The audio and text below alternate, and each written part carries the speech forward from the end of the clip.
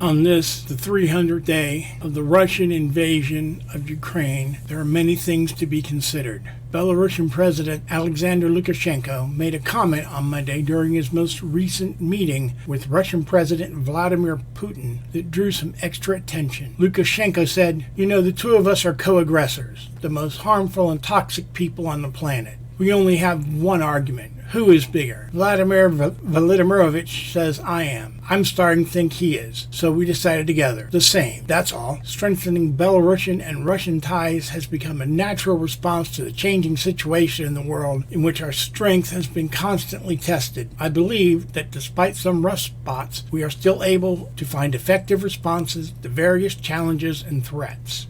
I don't think anyone in the free world would disagree with them being the two most harmful and toxic people on the planet, though many are probably thinking that he could add Ayatollah Khomeini in just to round out a trio of authoritarian madmen. Not exactly the three kings we normally think of at this time of year. With Iran set to deliver short-range ballistic missiles to Russia, Russia is now set to provide nuclear-capable Iskander missiles to Belarus, along with their latest S-400 anti-aircraft, anti-ballistic missile system, and a small fleet of special Su-25 ground attack aircraft modified to carry nuclear warheads. This isn't a role that the Su-25 is well suited for and would likely be a suicide mission for the pilots flying them. In my eyes, that's a ridiculously big ask of the Frogfoot pilots.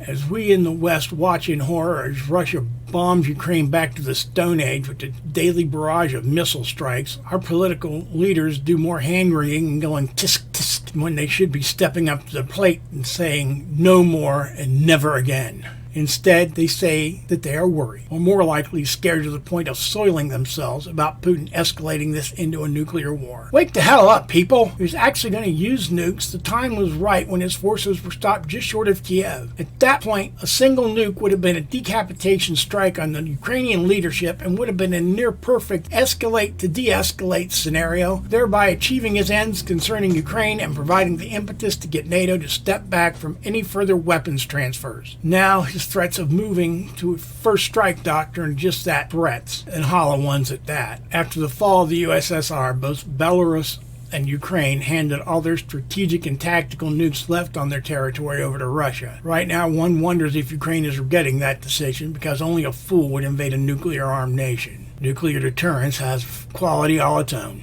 The German flak Panzer Gepard has proven to be of great use in shooting down Iranian-made Shahed 136 drones. The only drawback is that the ammunition for it is manufactured in Switzerland, and the Swiss are refusing to send any more ammo to Germany if the Germans are going to supply it to Ukraine while they are in conflict with the Russian invasion force. The Swiss just love to stand proud on their hypocritical claim of neutrality. They claim neutrality in World War II, while at the same time manufacturing weapons and ammunition for Nazi Germany, and some rumors claim that they still have Nazi gold bullion in their underground vaults. They freely joined in the EU economic sanctions of Russia, but won't supply the 37mm ammunition to back up the sanctions. Since they seem to be playing both sides of the fence, they are about as neutral as a Tammany Hall ward healer. Putin continues to send wave after wave of drones and missiles at Ukrainian infrastructure. That alone is a war crime. But probably even more criminal is the fact that we here in the West have the weapon system to defeat all those attacks, but our political leadership are so afraid of Putin and his threats of using nuclear weapons that they are only half-stepping and backing up their pro-Ukrainian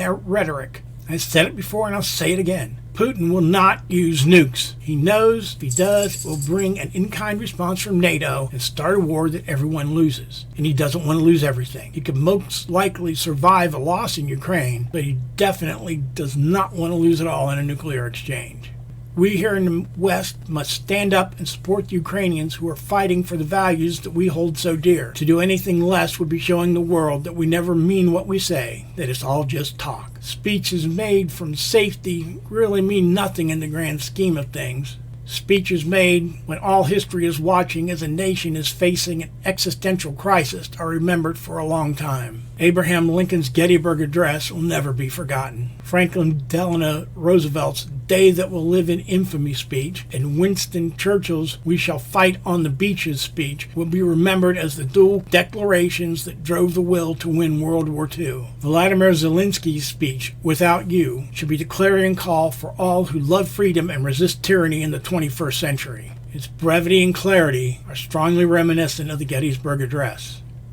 Even through the impenetrable darkness, Ukraine and the civilized world see these terrorist acts. Deliberate and cynical missile strikes on critical civilian infrastructure, not military facilities. Kharkiv and Donetsk regions were cut off. Zaporizhia, Dnipropetrovsk, and Sumy have partial problems with the power supply. Do you still think we are one people? Do you think that you can scare us, break us make concessions? Do you not understand anything? Don't you understand who we are, what we are for, what we are talking about? Read my lips. Without gas or without you? Without you. Without light or without you? Without you. Without water or without you? Without you. Without food or without you? Without you. Cold, hunger, darkness, and thirst are not as scary and deadly for us as your friendship and brotherhood. But history will put everything in its place, and we will be with gas, light, water, and food, and without you.